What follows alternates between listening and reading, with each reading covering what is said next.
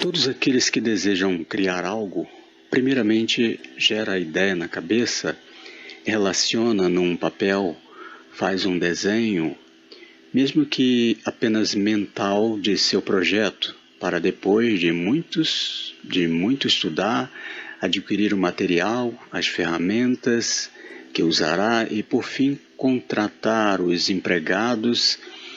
Assim é a função que dá forma a tudo dentro do universo.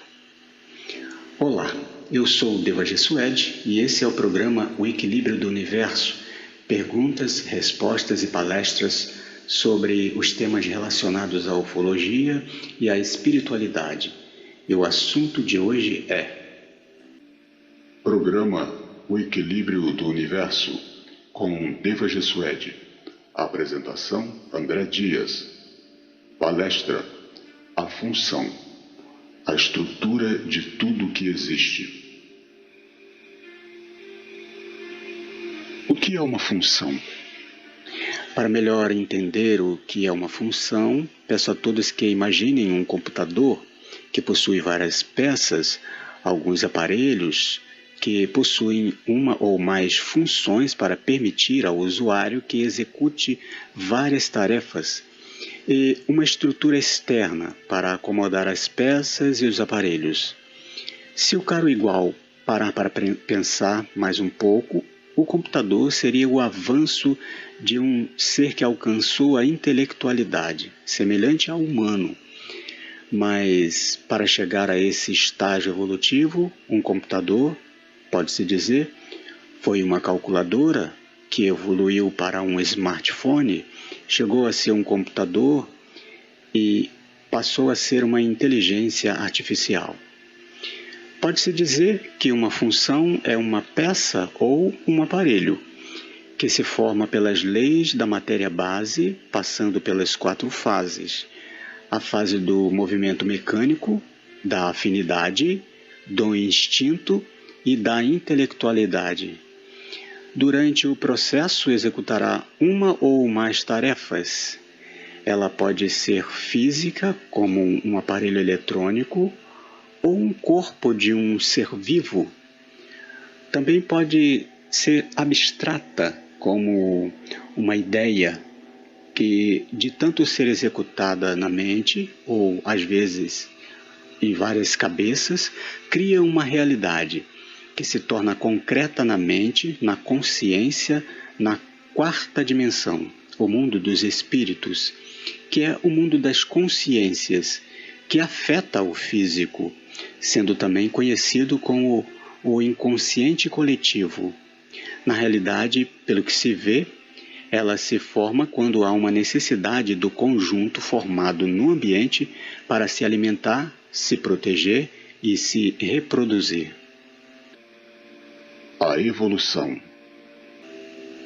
O ser evolui inicialmente por efeitos mecânicos. As interações que começam a ter os princípios inteligentes quando o Criador do Universo o inicia, faz com que alguns se agrupem e formem naturalmente um conjunto. E como todos eles são iguais, um acaba se beneficiando ao ficar no meio do grupo por puro acaso. Isso porque as leis da matéria base estão, por essas interações, sendo formadas. Depois daquele grupo formado interagir, aqueles que estão na extremidade recebem as funções por se atritarem com os outros conjuntos e sua forma, e como estão todos unidos, compartilham as novas funções com aqueles que estão próximos a si dentro do grupo. E quem está no centro se beneficia com mais funções, sendo entendido pelo grupo como seu líder. Quando outros conjuntos começarem a se juntar para formar conjuntos maiores, eles começam a necessitar de utilizar os conjuntos ainda menores para suprir seu novo imenso conjunto. Então aqueles conjuntos menores são forçados a se unirem a outros de seus iguais para se proteger daqueles conjuntos maiores. e assim começam também a ter a necessidade de se alimentar daqueles que estão em estágio anterior. E assim todos fazem o mesmo, enquanto estão vivos. A evolução dos seres é assim. Um primeiro se utiliza do outro, do seu corpo ou parte dele, para que um possa evoluir. E depois as leis do universo darão um jeito para que quem fez o uso do outro ceda e ao outro dessa vez, para que no fim os dois se igualem em condições.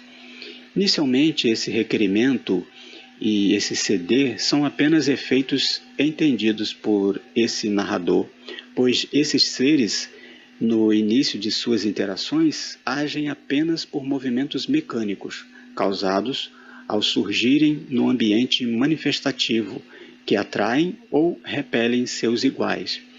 Movimentos gerados por suas fraquíssimas forças magnéticas, emitidas por suas duas polaridades positivas e inversas.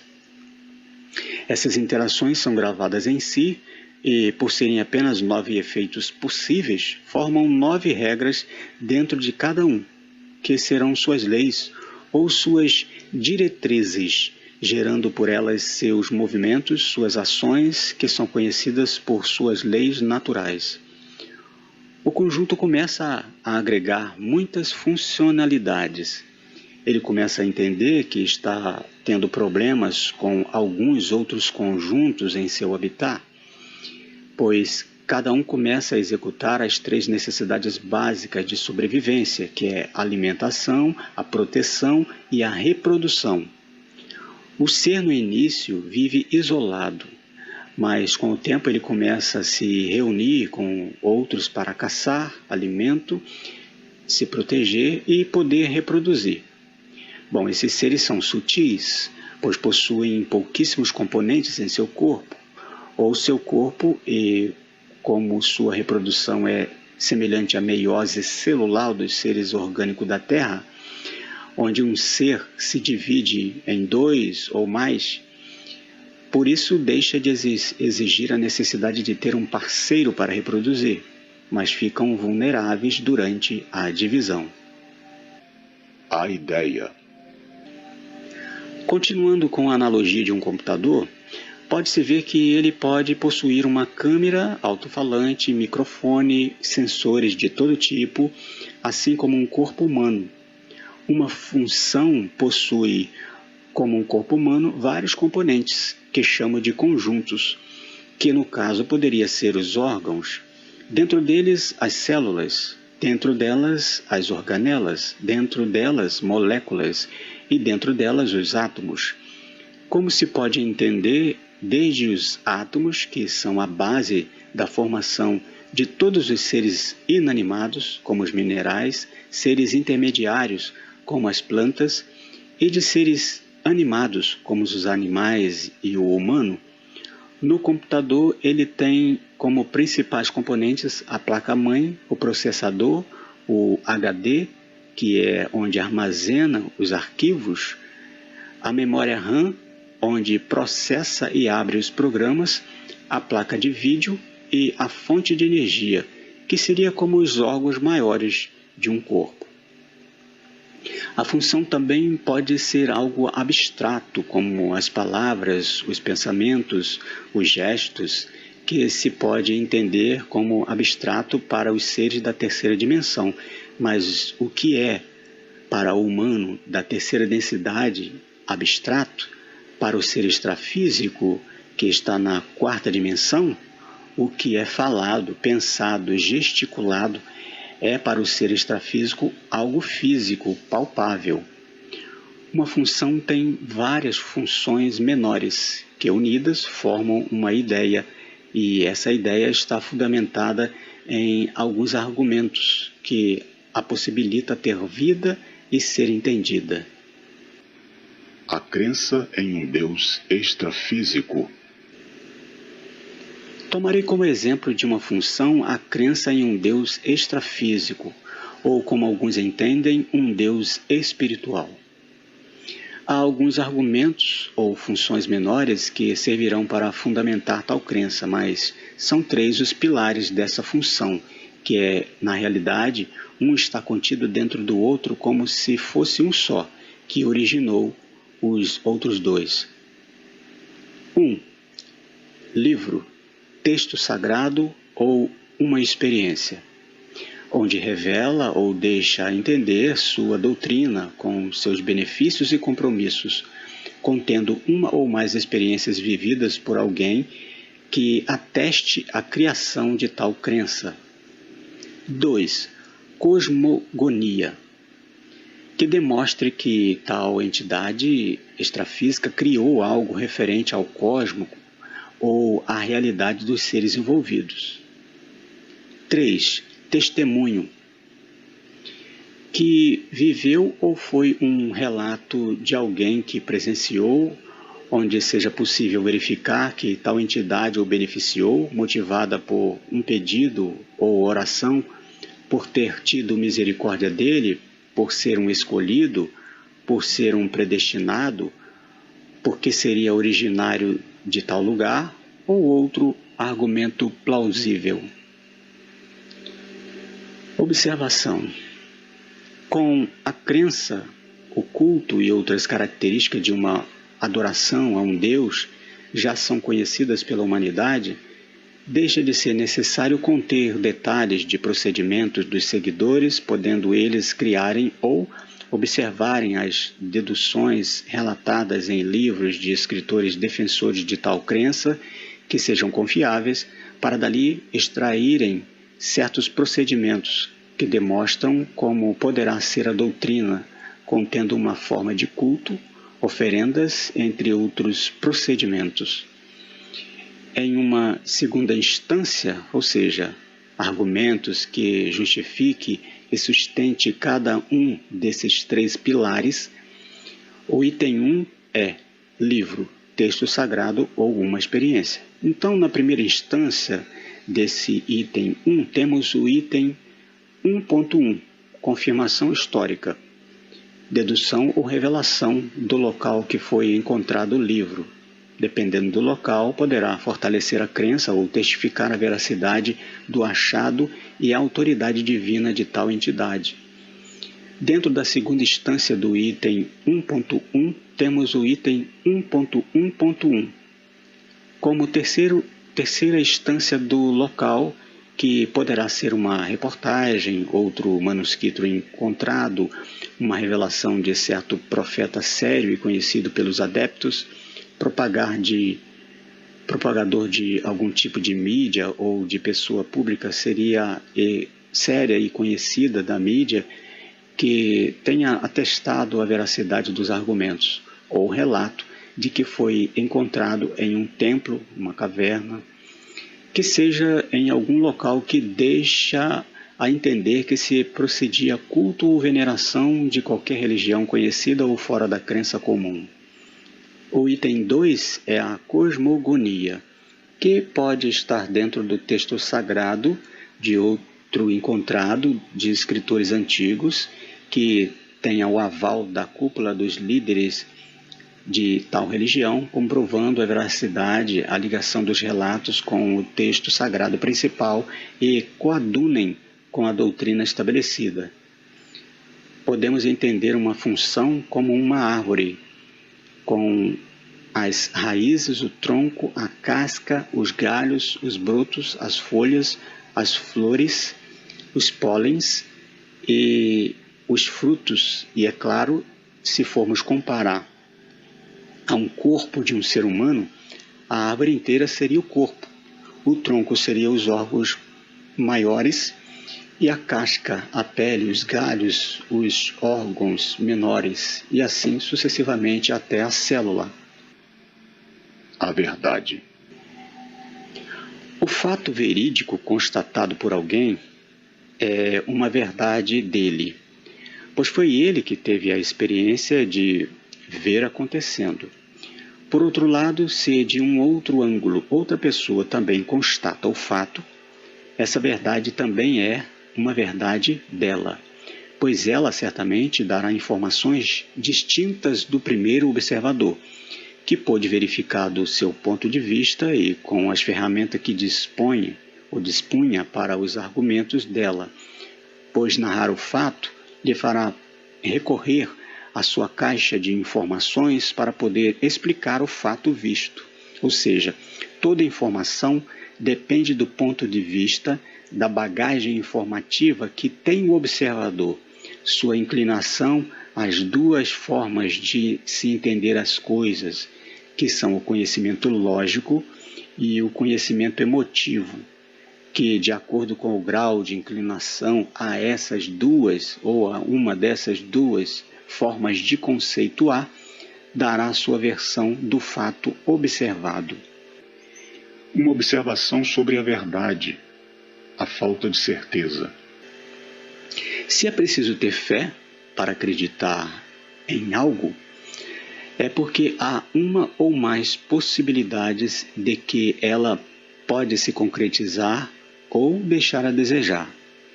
Se existe uma condição para que algo aconteça, ela deixa de ser uma certeza. Um exemplo disso é a certeza que tem uma pessoa que espera um ônibus diariamente para ir ao trabalho.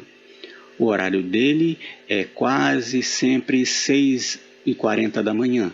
No entanto, pode sair um minuto mais tarde devido a uma pessoa que esperava o tal ônibus a 3 pontos anteriores do dela para ir a uma consulta marcada. E por isso o ônibus que pegaria às 6h40 passou 6h41. Tudo isso aconteceu por causa do livre-arbítrio de outra pessoa que escolheu esse dia ir ao médico. Então percebe-se que há uma condição. Na realidade, pode acontecer várias outras condições, além desta que, em vários pontos, pode alguém fora da rotina diária solicitar a parada deste coletivo com outras pessoas e por outros motivos. No caso da espera de um ônibus, é necessário que quem deseja pegá-lo esteja no ponto, que chegue alguns minutos antes, pois ele pode se adiantar, que tenha paciência, pois ele pode se atrasar pelos motivos citados anteriores e por outros problemas naturais ou provocados por outrem. Como neste ano de 2023 o cidadão ainda tem que pagar uma passagem no transporte, então que tenha como pagar sua passagem. Por fim, saber que, mesmo pegando o ônibus próximo ao horário previsto, ele pode se atrasar para chegar a seu ponto de chegada por vários motivos. O que é matéria? Como disse anteriormente sobre a função, digo que ela é uma matéria, pois tudo que existe no universo e fora dele é matéria, que, como tenho dito em meus livros, só existe uma matéria no universo, pois tudo é formado por uma única peça, contidas por uma polaridade positiva e outra polaridade inversa, que é o ser em desenvolvimento, que tenho intitulado como princípio inteligente, que em suas interações, um com o outro, formou uma imensidão de variações, gerou regras de funcionamentos e alcançou a intelectualidade. Bom, para se manifestar dentro de um ambiente, como um universo, o ser necessita possuir um corpo, e esse corpo agrega outras matérias contidas em seu ambiente para que possa continuar a interagir ou ser absorvido por outro ser acima de sua cadeia alimentar. Se isso acontecer, ele começa a se formar novamente em um estágio anterior, até chegar ao mesmo estágio que estava. Portanto, até os seres criadores do universo, que ficam em um local ao qual tenho denominado como plano divinal, são feitos de matéria. Até o som da nossa voz e o pensamento são matérias, pois tudo se forma ou é formado e, consequentemente, evolui se utilizando de energia, que é a matéria. Só que existe a matéria que é palpável aos sentidos do humano e aquela que possui poucas células abaixo delas, seriam compostas de moléculas, abaixo delas seriam compostas de átomos, e abaixo dos átomos contidos de partículas que ficam fora de ser perceptível ao olho nu, e abaixo delas compostas por seres que ficam isentos de serem observados por microscópios e serem detectados por aparelhos eletrônicos, sendo que elas e suas composições são apenas teorias. No entanto, tenho descrito nos livros que escrevo que ainda possui 9 instâncias até chegar à base de tudo, que é o princípio inteligente, que se desenvolveu por consequência ao buscar se alimentar, se reproduzir e se proteger. A lei da ajuda mútua. Tudo que se forma em um universo é uma função. Se formou por uma exigência do ambiente, das matérias que se formaram uma ao lado da outra. Pode-se assim perceber que um necessita do outro, pois o que se vê é que um indivíduo acorda e precisa se assear em um dos cômodos de sua casa feita por um pedreiro e seus ajudantes para começar seu dia. Suas tarefas de sua rotina diária: pega sua roupa, a toalha feita por empresas têxteis, com roupas feitas por uma facção de roupas e compradas em uma loja de um shopping. Depois vai para cozinhar, colocar a refeição matinal, chamada de café da manhã, com pão feito por um padeiro, manteiga feita por uma empresa de laticínios, o café torrado por uma empresa de torrefação e moagens, e todos os talheres que utiliza.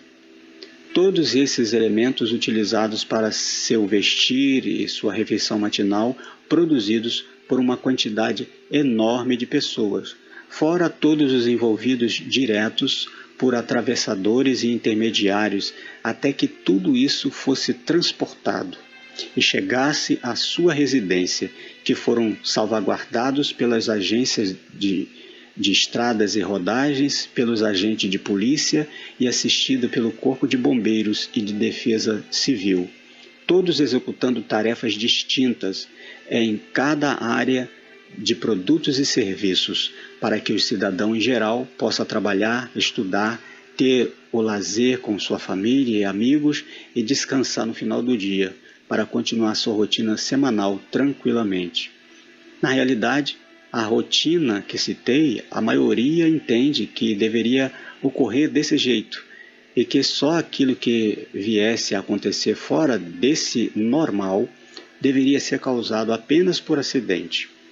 No entanto, todos sabem que existem pessoas que se utilizam de artifícios, considerado pela maioria da sociedade como fora de uma ética de respeito mútuo, ao atingir o cidadão, retirando de si o direito de ir e vir ou algo de sua posse. No entanto, como foi visto pelos caros iguais, tudo dentro de sua rotina diária são compostas por matérias positivas e inversas, que compõem o universo, que se atritam, se chocam para interagirem e, com esses atritos, agregar novas experiências que chamo de funções, que entendo serem funcionalidades evolutivas que permitem o ser avançar em sua experiência nas matérias dos ambientes que passam, formados por coisas boas e por coisas que lhes causam problemas. Problemas esses que o acompanharão por toda a eternidade, para que sejam solucionados. E com isso o ser avança cada vez mais, com um prêmio único para todos, alcançar a liberdade de tudo e de todos. Eu sou Deva Jessuede, o que vive para sempre, equilíbrio e paz.